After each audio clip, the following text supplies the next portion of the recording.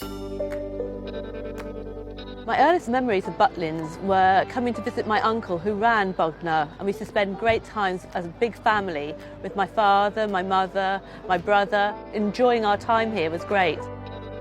When I walk around the resort, I feel so proud that my father started this. The idea of Butlins came to my father when he came to England from Canada. It was a unique idea that he came up with, to be able to stay in a resort, have all your fun there and enjoy the time with your family. My father was an innovator and a pioneer. He was the first person to bring dodgems over from America. I think he worked very hard, and to see where it is today is amazing. I think he would be so proud of what Butlins have achieved.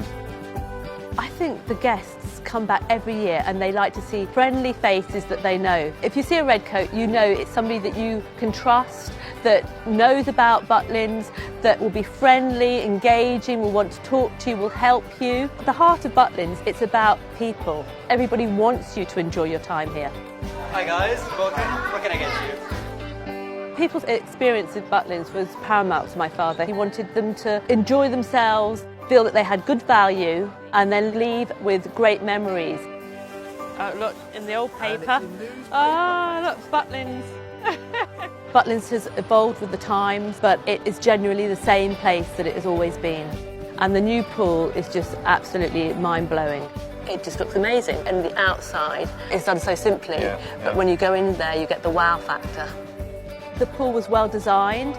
I think the fact that Butlins went to Mum's Net to get some ideas about how to make it really family orientated was a really good idea. It's up to date, but it's in the Butlin ethos.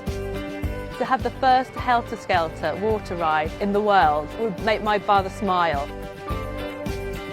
Butlins meant everything to my father. There's no ifs or buts about whether my father's looking down on Butlins. I think every day he's here with us.